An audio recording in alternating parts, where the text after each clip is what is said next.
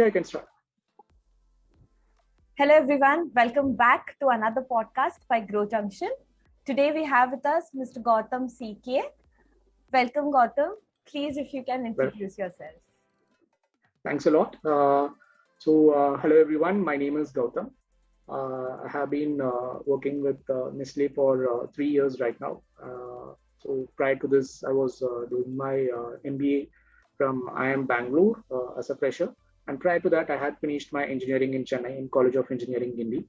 As a fresher, I straight out went into MBA, and then from MBA, I straight away went into Nestle.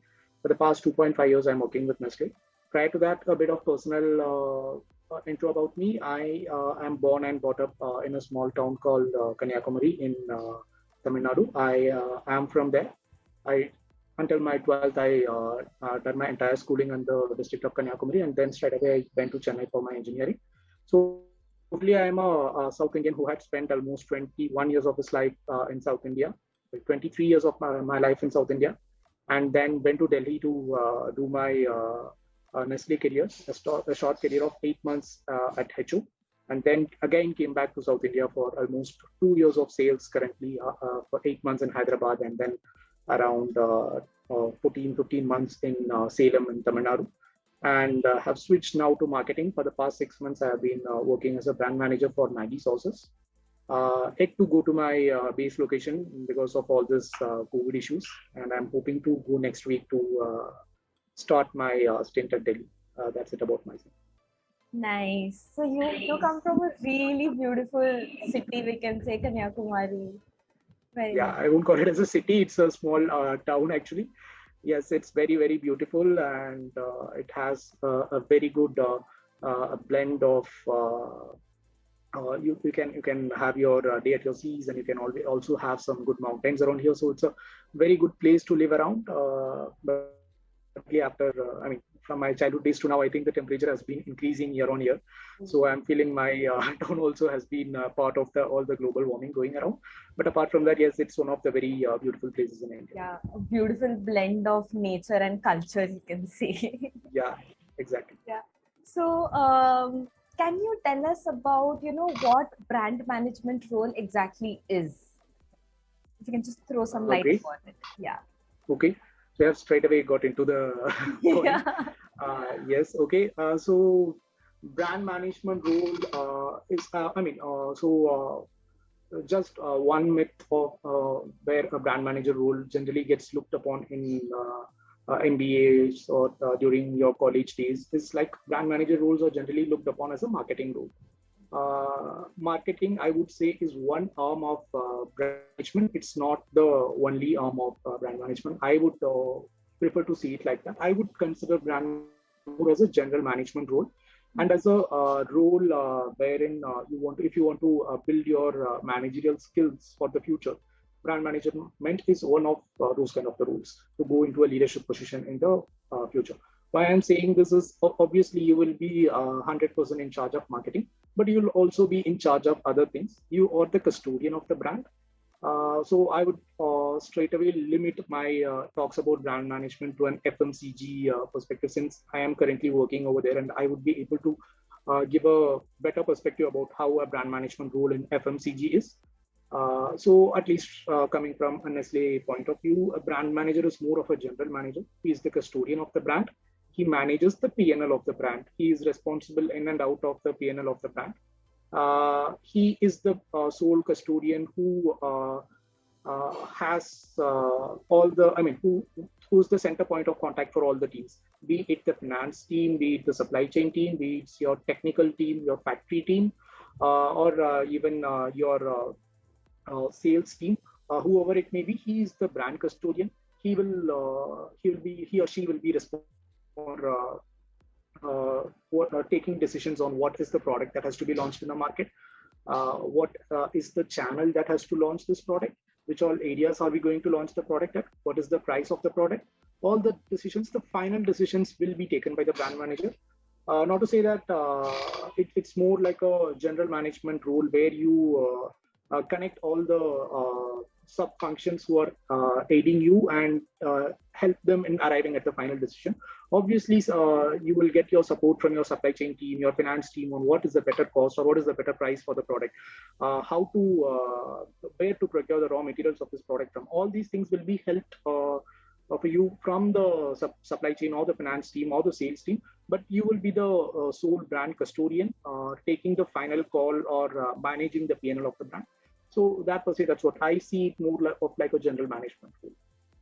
Okay, I'm definitely sure that the audience can now actually understand what exactly is a brand management role.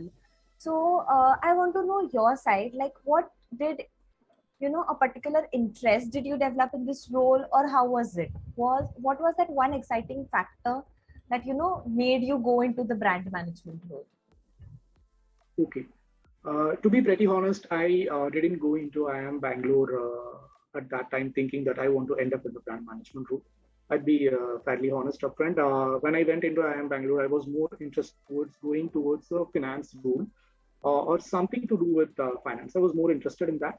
The reason being, I was always more of a person who's good with math, or a person who likes to do his numbers rather than a person who's an out of box or a very great creative thinker. So I always thought, okay, marketing may not be the right choice for me or the end frame for me. And I would be more comfortable in a role where I can crunch numbers, where I can work a lot with Excels and data models and everything. But once I went into IIM Bangalore, finance, obviously I had taken a few of finance courses, but it didn't interest me that greatly.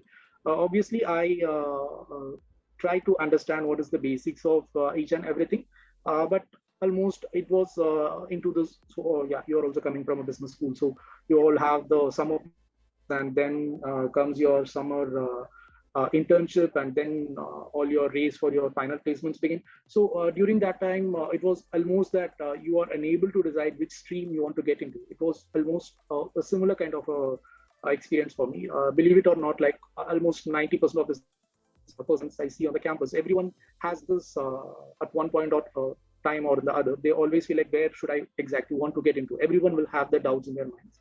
So I was also having this doubt. And what I started to do was I started to attend a lot of these placement talks. I was a part of the placement committee at IIM Bangalore. So I was hosting a few of those placement talks myself. When the companies came and they gave this, I was attending those. And even apart from that, I started attending certain sessions where leaders came in from companies and talked about the rules. And I started to attend few of these. And that is when from Marico, there was a person, I think her name is Miss Anuradha. I even now remember her talk very vividly. She came to the campus. She had a 1 hour session. It was not a placement related talk. It had nothing to do with 1 hour session just on marketing. And she gave a very, very good talk about what marketing is, what brand management is, and what are the things that you will do on the role. So actually that 1 hour, that actually I liked the kind of things that she showed on.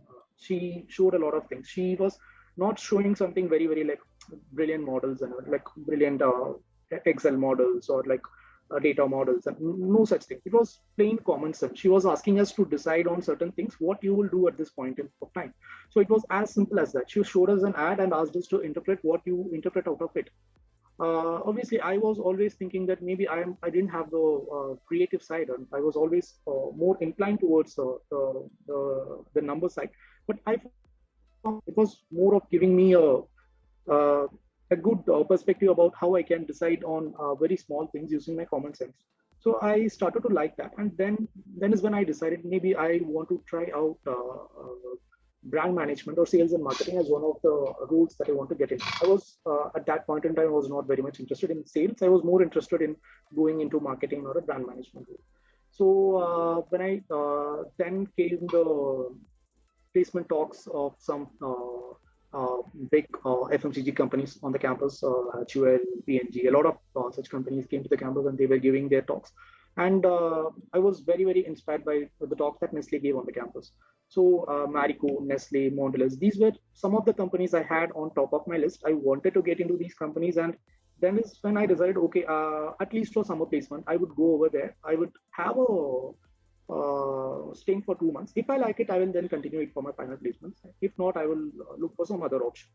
And as and when summer placements came, unfortunately, Nestle didn't come to summer placements. So I'm not sure what exactly was the issue at that time. But Marico came, and I converted Marico, and I went to Marico for summer placements 2 months. And I really enjoyed my time over there, and I was the kind of work that I did on a day in day out basis and everything. I really enjoyed the kind of work that was given to me. And after speaking with multiple brand managers and people in marketing floor over there, I actually thought, okay, this is not like a place where 100% like 100% of my role is not dependent just on my creative side. I can do a lot of other things as well. Obviously, even your number crunching has a lot to do. You obviously have to crunch a lot of your sales numbers. You have to crunch a lot of your internal data to take certain decisions. And I started to like that because I was not working as a silo. That is when I finally understood that. And at a brand management role, I will never work in silo. I will not be an individual person. I will not get an Excel, crunch the number and send it to the final person. I will not be doing that. I'll be working with people day in and day out. I'll be working with large teams. I'll be working with a lot of external agencies. So people management is the major thing over there. Number crunching is the second one, and creative is the third one. So that is how I looked at the things, and I felt, okay, this is a good blend of everything. And tomorrow, if I want to grow up in the corporate ladder as a general manager, this will obviously be of great help to me. And that is when I've got that gist, and I decided, okay, if I'm going into a final placement from here on, if I'm getting a PPO, then I will obviously give a heed to this. Or if not, I would more prefer towards a general manager or a brand manager role. And that is when I decided. And then final placements came. Unfortunately, I didn't get a BPO at Marico. Final placements came. It was one of the very few companies, Nestle was one of the very few companies that came into FMCG, from the FMCG sector. Unfortunately, I could convert it. Nice.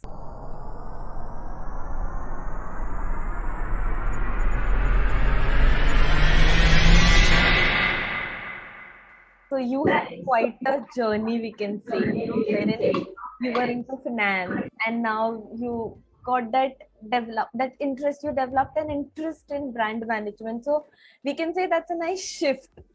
And at times, yeah, when I am also in the B school, I too had this dilemma where, okay, finance or HR. I also was having the same dilemma. Like every person on the campus will have this dilemma, and it's up to you, like when are you going to find that, okay, I'm going into this direction or not. Certain people I have seen even at the last moment not finding this dilemma, and that's fine. Like it's not like a thing that you have to decide on campus. Life is beyond the 2 years that you will have at the campus, so it's fine if you're not able to decide over there, because I have seen few people who are very, very like interested towards a particular domain, go into that domain, work in that company for 6 months, and just quit the job and move to a completely new domain. So it's fine. Like it's not like a break or make decision that you have to make at the end of 2 years. Trust me, that is how it gets built in the campus, but I would say it's absolutely not. It's always a myth that either you enter here or you will never get a role from that company from here on. It's not like that at all. Any company in that matter, for that matter, will be willing to hire you if you are having some good potential at any point. So that brings me to another question, that is, any certifications or any hands-on experience, is it required when we are entering the brand management role? See, I had one or two certifications. I did a certification actually from Krakshala. Mostly, like honestly, I didn't have much time away from IIM Bangalore to do a lot of certifications. That being said, there is no such certification that companies are looking forward currently, that if you're having the certification, you are preferred. It's not like a finance role where a CA or a CFA is or preferred. It's not like that in marketing. So I don't think there is one particular certification that you have to do to get into this role. That being said, here you are not asked for any particular skill set. Like it's not like, okay, if you know this particular skill set, as in when I say skill set, it's more like a hard skill, like when you're looking for product management role. They prefer, if you are knowing certain computer language or at least the basics of it, they will prefer you for that role. Not like that in marketing. So there is no certification, there is no languages, there is no nothing that people will look. People will more look towards your emotional intelligence and your how you are able to take decisions based on your common sense. So that is preferred more here. Okay, so emotional quotient is into brand management role as well, we can say. It's Yeah, becoming a very so more than I could. Yeah. Okay. So, okay, so no certifications and all are as such preferred, but any work experience required, or a fresher can also get a way through it. So I am a fresher, and many of my batchmates again who got into sales and marketing are also again freshers. Uh, Again, there is no such particular work experience which will be preferred. Obviously, if you have already worked with an FMCG company, or if you had worked with a analytic agency, or like a Kantar or a Nielsen or some such data research companies, or if you have worked with certain ad companies, that will have a little impact. Like people will know that, okay, you had already known one view of marketing, or you already have you know a little bit about this side of marketing. So that obviously there will be a preference. But that being said, again, these are things, again, you don't need to spend a lot of time on, even after coming into marketing. Even if you don't know ABCD of it, you can learn. You can always learn what all these things are about. Coming into marketing, I had no idea what Nielsen does. I had no idea what Kantar does. I had no idea how a storyboard of an ad is being built. I had no idea how sales dashboards are being looked at. None of these I had idea on. All these are things that I had taken my knowledge hands-on the role and try to learn over from there.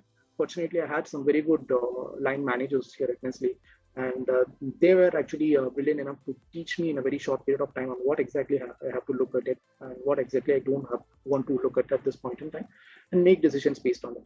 So there is no particular work preference, work role that will be preferred. You will be able to work as a fresher as well. Even as a person who's having good work experience, these people will also again be preferred if they are able to display the same set of skills. Definitely, Gautam.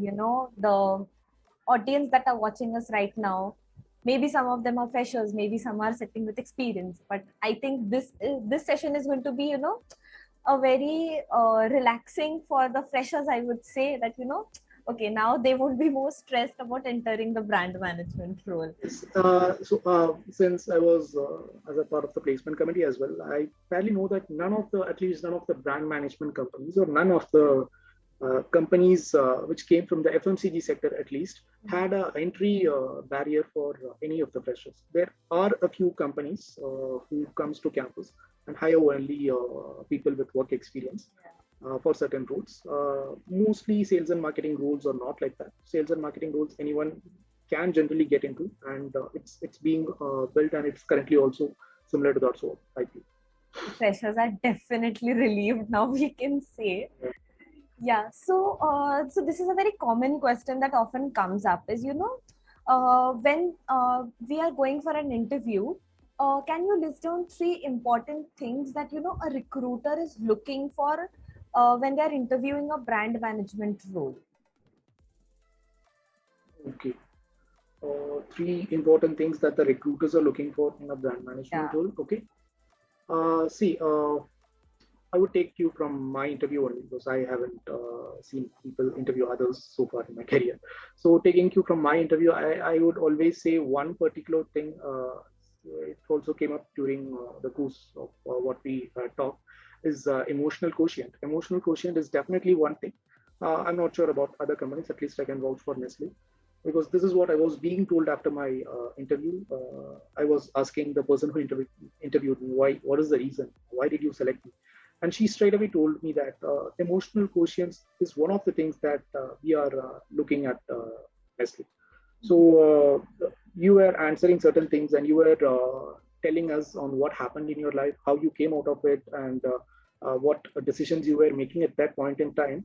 That's a tough decision. That's a tough place to be in, and that's a tough decision to make. And the way in which you told me actually portrayed that you are a person with high emotional quotient, and that is something we rate a lot more than IQ.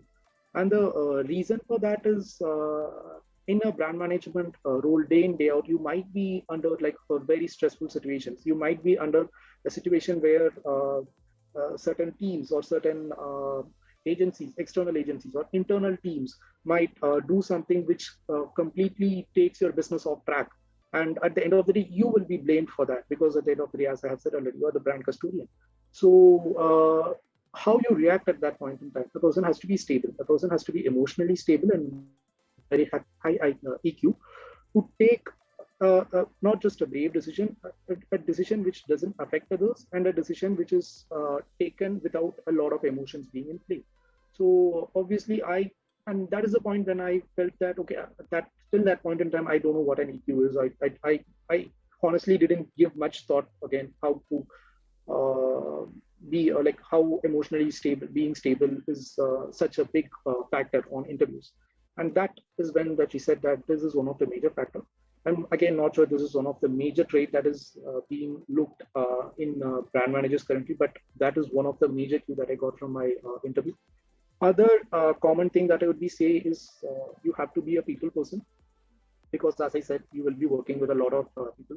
If you are a person who prefer to work in silo, there are it's at the end of the day, it is all a matter of preference of how you like to work.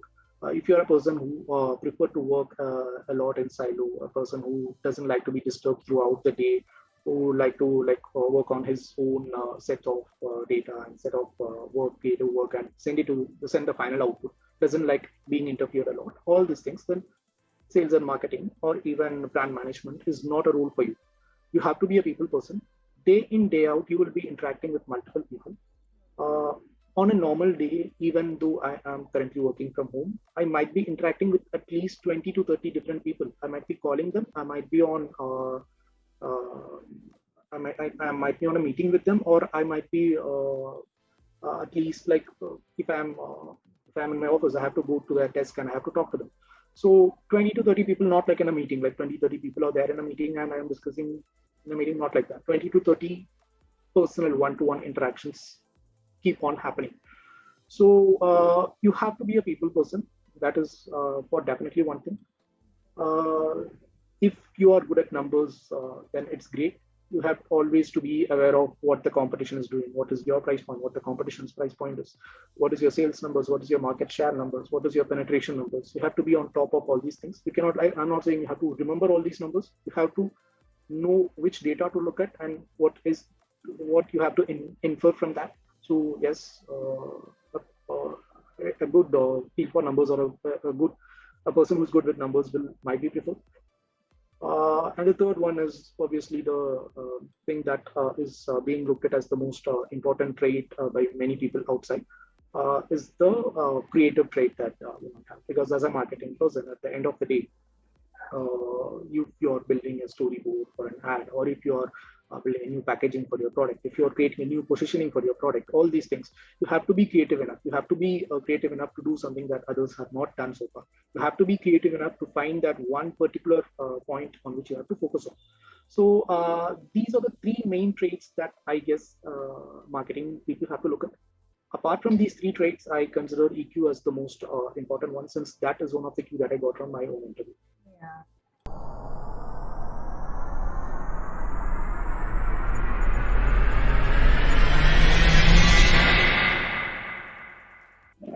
I'm sure, the audience that is hearing us right now will definitely work on these three things, or, enhance those three things.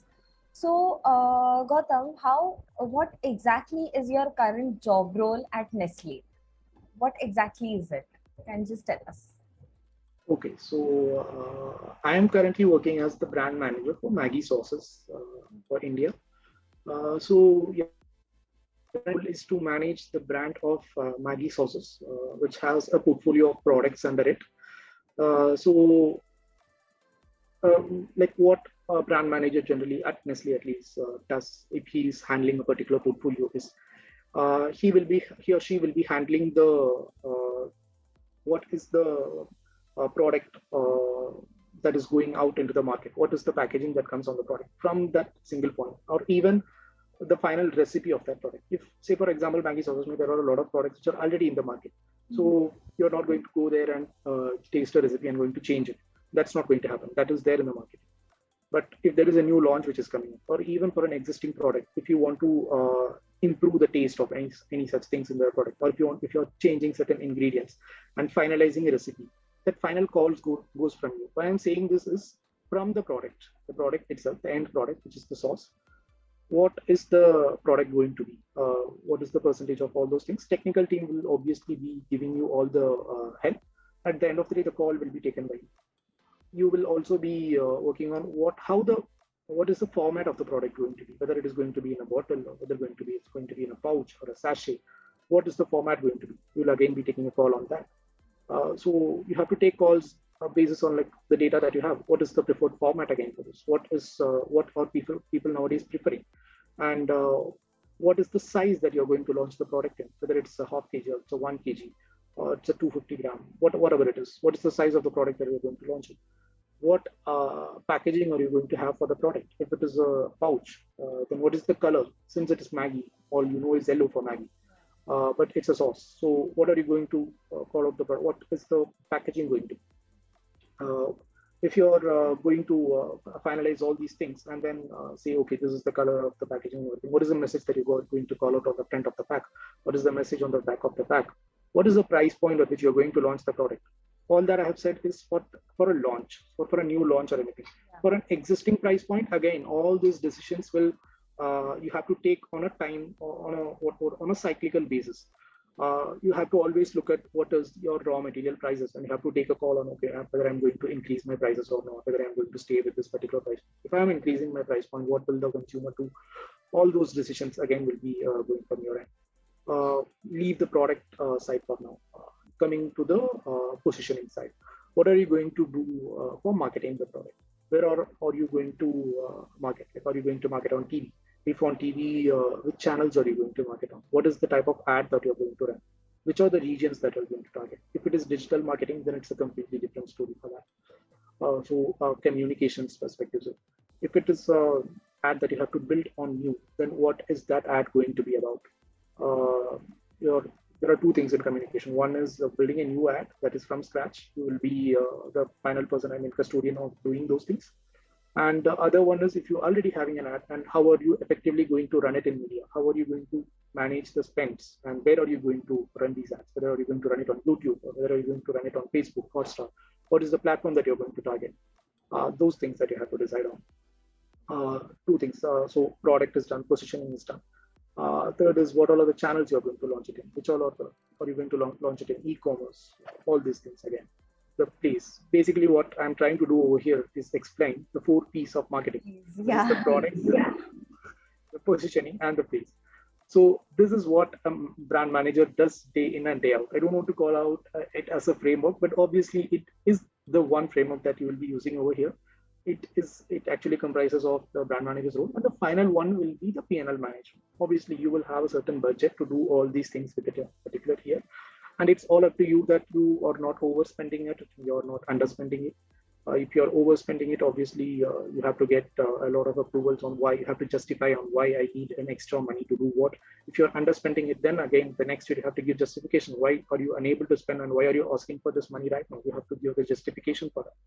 You have to give the plans for the next year, not just for this year. Sales team does, like, whatever product that you're going to launch, it might take at least 3 to 6 months for the product to hit the market. So 3 to 6 months prior to that, you have to start planning.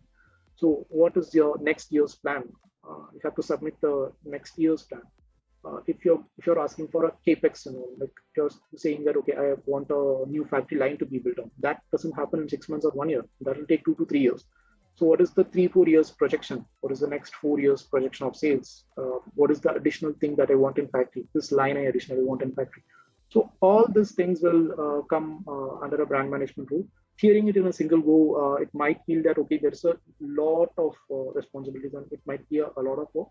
It's not like that. It is always how you face these things and take what is more important at that point in time and prioritize those things and keep on doing it. That is why from the initial time I said brand management role is more about a general management role more than like just a marketing role. So I just got to know that, basically brand managers are like the decision makers when it comes to the brand or comes to the product. Yes, at Right. least in FMCG, at least in Nestle, it is more of like a person who takes the final call or the custodian of the brand. It is similar to that. It might vary from company to company. Currently my experience is more in Nestle, and I would be able to give you a better perspective about how things work at Nestle. Yeah. This might vary a bit across companies in the FMCG. But when you go to a non-FMCG sector, this might vary a lot. You might not be the person who are taking calls as a brand manager. For a non-FMCG sector, that might vary a lot. Now that you mentioned about your experience at Nestle, can you just tell us how is it like working at Nestle? Because Nestle is a big brand, and we really, the audience also would really love to know how is it working at Nestle? How is your experience going on? See, it has been a very, very good experience so far. So for the first 8 months, I was working with a relatively new brand, a newly launched. Nestle was into the breakfast cereal segment for the first time since it was there in India. So those 8 months were very, very pretty new for me because Nestle was used to be a market leader in most of the categories it was operating in, be it your noodles or be it your infant food or whatever. Nestle was the market leader in many of these segments and operating in a non leading category and a very competitive category. How Nestle does that, it was very, very exciting to see that side of the business. And for the next 2 years, I was with the sales team. A completely new and what I would say is like initially when I was there, like, it all always boils down to this question when you are getting hired into the sales and marketing domain or into an FMCG company. It always boils down to this question on whether you will be interested to go to sales or whether you will be okay doing sales, because many people who are coming from top tier institutes are not willing to do sales, and that is one of the major reasons that I see as a reason of attrition for people going away from the company in a very short span of time. But I would rate sales as one of the most important thing that you have to do straight at the start of your career, because that gave me a lot of new learnings for me came from sales. In marketing for the first 8 months, and as a I was not a brand manager at that point in time. I was as a management trainee at that point in time. So I was doing a lot of things without any idea that how this will get executed at the end point, like at the sales place, how this will get executed. I had no clue. And I was doing certain things. And when I came to sales, and when I understood, okay, these are the things which will work and these are the things which won't work at all. So you will have that realization once you come to sales. And that per se, Nestle gave me a very good 1.5, 2 years time period for me to understand on what exactly is important for a marketing person to know from a sales perspective. So that was good.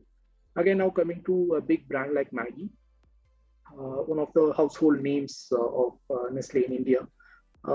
Again, coming over here, this is like a dream come true to work for one of the biggest brands of the country. And all you can think of is, okay, it might be overwhelming at some point in time, but you always have, it always boils down to how or what kind of people are around you and what kind of team members you have, what kind of managers you have. And fortunately, throughout my career at Nestle, I had good, and I had and have currently good managers who always supported and kind of I had good relation or good equations with. I feel that is more important, like be it any company that you are working for, if you are able to have a good relation or a good working link with your manager, that is the most important and the most helpful thing that I can have at the company. And that was I had a very good experience so far. Apart from this, Nestle gives you a lot of opportunities both within India and outside India, and always you have a very good career progressions if you follow certain leaders over here. So that wise also it is very exciting, and your career can take a very good path over here. So yeah, fairly excited. Still, I'm fairly new. Looking at the people who are already working with Nestle, having a career for 30 years, 35 years plus. And when you look at our current times where people keep on switching roles within 6 months or 1 year, you always feel that that's a very, very long period of time, 30, 35 years. So looking at that, I'm still a new person to Nestle, and I'm still trying to learn a lot of things over here. That's very true.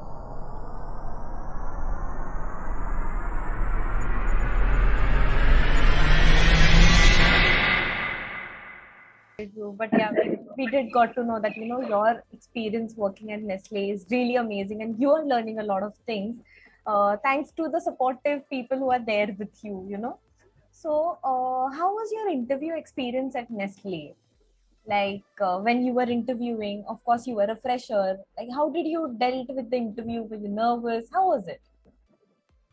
So to be, I was I did not have any confidence that okay, I'm going to crack this interview at that point in time at all, because I had you know how the final placement process at colleges work. So I had a what do you call that, group discussion, GD, yes. Yeah. I had a group discussion around 18 or 19 group discussions I had that day, of a lot of companies, out of which we had just 2 or 3 FMCG companies that year, I guess, because FMCG companies were recruiting at a very, very small manner. Like out of the 420 people who get into IIM Bangalore, just 5 to 10 people got recruited at the end of the day for an FMCG sales and marketing role from IIM Bangalore. That way, IIM Bangalore was more into consulting and finance, and the campus itself is a very, very consult-heavy campus. Around 200 people go into consulting, around 50, 70 people go into finance, and at the end of the day, like 40, 50 get into sales and marketing, and out of that, FMCG sales and marketing is just 10, not even 10, less than that.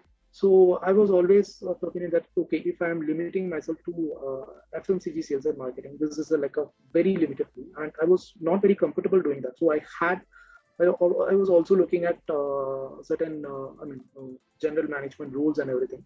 But I always had in mind that if I'm given an opportunity, then sales and marketing at an FMCG is my first preference. And that's what I was always thinking on the day of the group discussion. Out of the 19 group discussions that I gave, I was confident that I'll be able to crack at least 17 or 16 of them. The one that I was very confident that I might not crack is Nestle, because the group discussion did not go as per what I wanted. The topic was something which was completely new for me. I actually forgot what was the exact topic. It was very, very new for me, and I couldn't actually think a lot of things on that particular topic. I waited for my turn, because in all the group discussions, I had either started it, I tried either to summarize it, or I at least had 2-3 good points in the middle. Over here in the group discussion, I was just waiting for the first 5 minutes. I didn't speak at all. I was just waiting for my turn. I was just looking at other people, what they were saying.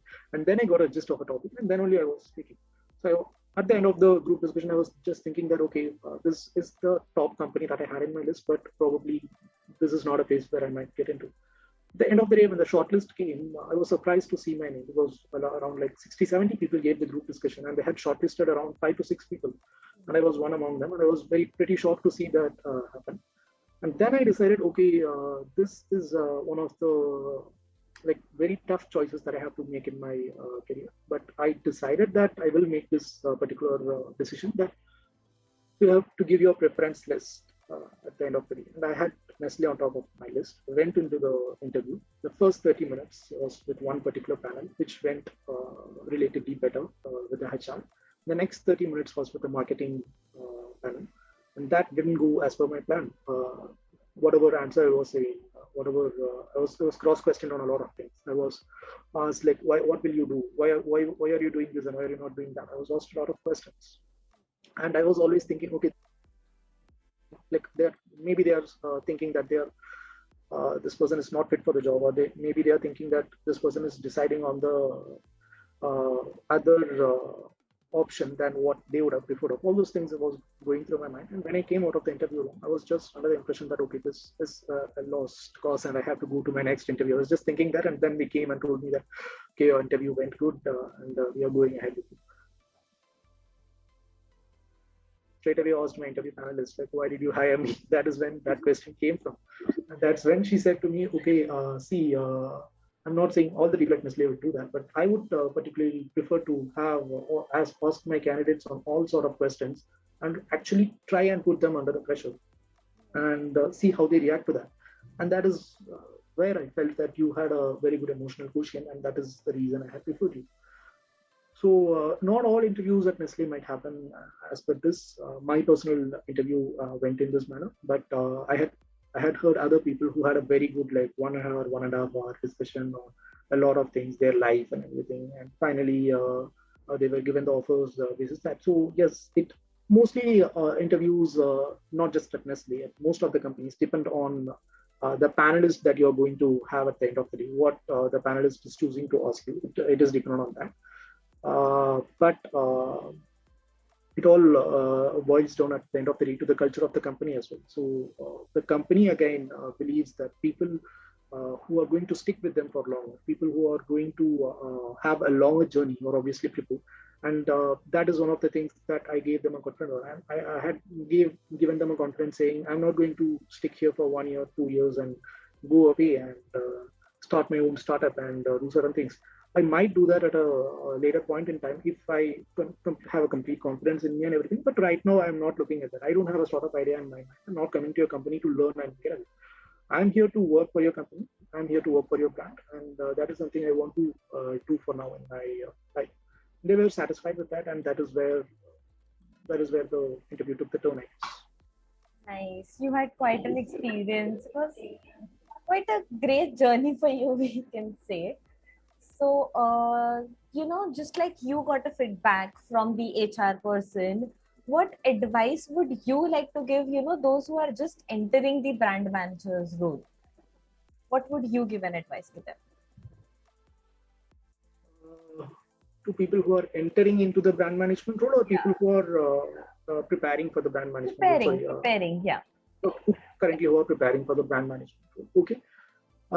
See, again, as I said, since brand management is a role which is more about common sense, so like you don't want to mug up anything, you don't want to learn definitions and go into your interview. Be the person that you are, and honestly, like more than that, like I feel like if you are a person who feel that I'm not into it for the long run, or I'm a kind of a person who prefer to work in silo, all those things which I said or might not be the characteristics of the role, then it's better that you prefer for such roles and not brand management. If you are a person and if you want to get into this role, then be honest with whatever answers you have straight away, like show them what kind of a person you are, because at the end of the day, if you are painting a picture that I'm this kind of a person at the interview, you get through it, and at the end of the day, if you're going to that role and it is not going to match you, then again you have to start from square one. So it's always better to not just for brand management role, be for any role, paint a picture on what exactly that you want from that role, and you would always end up at a good place. That being said, the only advice that I have for any brand managers, like one common advice that I have for any brand managers or people who are preparing for brand managers, look at a lot of things what companies or what people are doing with respect to communications. It need not be corporate communications. It can be like when I meant corporate communications, it is not like just ads or marketing related pieces. It can be as simple as what is the current trend that is going on in social media. What's the current trend that is going on in any kind of platforms. Have to have an open eye to all those things, because as a marketing person, at the end of the day, you are going to be the trendsetter, or you are going to be the person that has to respond to a particular trend that is happening. So this particular trait on being awake or being aware to a lot of things which happens around, knowing what companies does on certain things, communicate on certain things, it will always give you an edge over others on what kind of the ways, or what are the kind of ways in which you can react, how can you react wittily to certain happenings around the world. So be aware of all those things, just like how a product manager or a person in the technique has to be aware of what all are the new tech products that are coming. You as a person marketing has to be aware of what is happening, what is the trend that is going on in the world, be it your own sector or be it any competitive sector. Looking for all those communications will always help you. Definitely. Definitely, I can say, the audiences really enjoyed the sessions. Most of the questions are definitely answered, and your advice, surely they have taken up to. Thank you so much, Gautam. It was really great having you and share. Thank you so much for sharing your experience with us. Thanks a lot, and all the best for everyone. Thank you. Thank you all for watching.